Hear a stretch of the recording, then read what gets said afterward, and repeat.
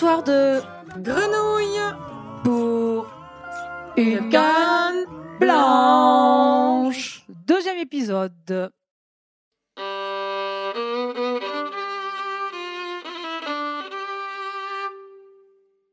Alors aujourd'hui, comme on vous avait dit précédemment, on va se présenter. Alors donc, ma petite grenouille qui est à côté de moi, qui es-tu donc? Alors moi, je suis Jessica, j'ai 34 ans et je suis une voyante tardive, mais j'étais déjà malvoyante de la naissance à l'âge de 18 ans. Ah d'accord. Et donc combien c'est venu ta cécité? Alors, j'ai une cataracte congénitale et un glaucome qui s'est mis par-dessus dès la fin de mon adolescence. D'accord. Alors peut-être pour les non-initiés, on peut expliquer ce que c'est que ces histoires de cataracte congénitale et de glaucome, peut-être? Alors, la cataracte congénitale, je ne suis pas experte, je ne suis pas ophtalmo, mais il faut savoir que j'ai un cristallin à moins et que j'y voyais pas trop de loin, mais j'y voyais très bien de près. Et à l'âge de mes 17-18 ans, j'ai le champ visuel qui s'est rétréci de plus en plus jusqu'à perdre la vue. Et là, c'est mon glaucome qui a pris le dessus, c'est-à-dire que j'ai eu de l'hypertension oculaire. D'accord. Mais ça t'a pas empêché d'avoir un beau parcours de vie. Oui, j'ai commencé à travailler dans l'enseignement, puis un peu à le social, et les choses ont voulu que ça s'arrête là, faute de compatibilité du métier avec mon handicap. D'accord. Mais ce n'est que partie remise, tu vas voir. Ça va rebondir. Mais oui. Et pour finir, tes passions. Alors, j'aime la musique, le théâtre, et devinez quoi? Les grenouilles. Bien sûr.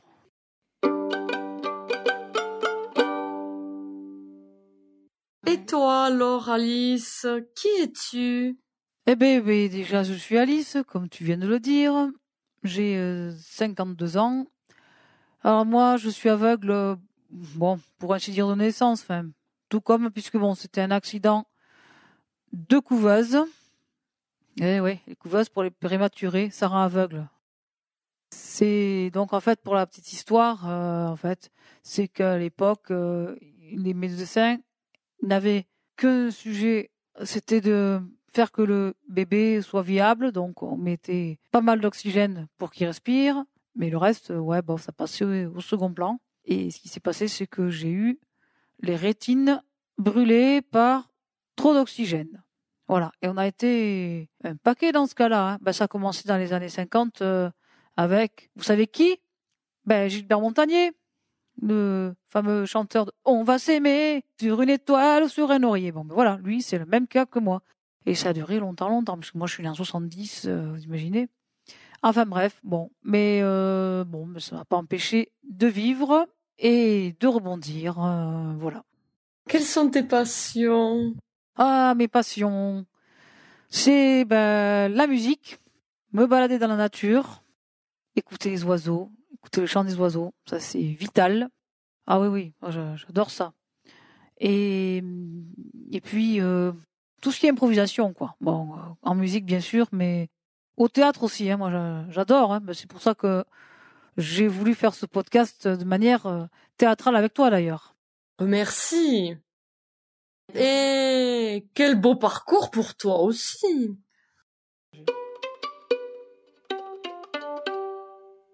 Eh oui, oui, j'ai commencé mon parcours à l'Institut des jeunes aveugles rue Mon-Plaisir à Toulouse. Après, je suis allée au lycée Saint-Cernin et puis au conservatoire. Et ensuite, j'ai continué à la faculté du Mirail, qui s'appelait à l'époque Université Toulouse Le Mirail. Et puis, donc, j'ai fait la musicologie jusqu'au CAPES.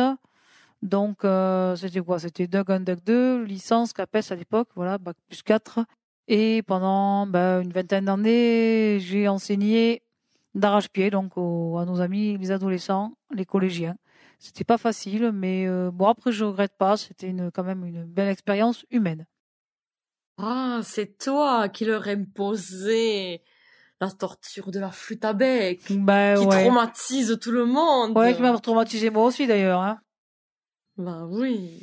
Ah, enfin. Vaut Bon. mieux chant de grenouille, non? Ah, tout à fait. Ah. Tout à fait. Bon, je te remercie. Avec grand plaisir, Jessie. De rien. Suite au prochain épisode. Mais je voudrais déjà expliquer l'histoire des grenouilles quand même. C'est ça surtout, parce que on doit se demander, là, les auditeurs doivent bien se demander, mais qu'est-ce que ça vient fiche, c'est l'histoire de grenouilles pour une canne blanche quand même. Ah, l'histoire de la grenouille. Oui, c'est que toi, Jessie, déjà, tu disais tout à l'heure... Ça m'arrive de me prendre pour une grenouille. Mes meilleurs amis en font les frais tous les jours. Non, cette passion, elle vient de ma mère déjà, qui était une grande passionnée de grenouilles. Et c'est un animal aussi que je trouve très beau et très rigolo. Et je trouve que c'est un animal tellement joyeux qui bondit, puisque c'est son mode de déplacement. Et mon meilleur ami disait « Ah, t'es joyeuse, tu sautes comme une grenouille !»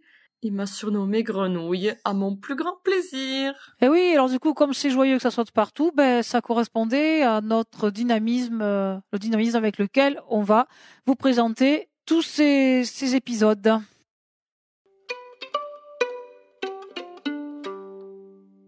Donc le prochain épisode, ce sera justement quand vous, les personnes valides, vous nous rencontrez, comment faire pour nous aborder de manière naturelle et sans crainte et sans maladresse.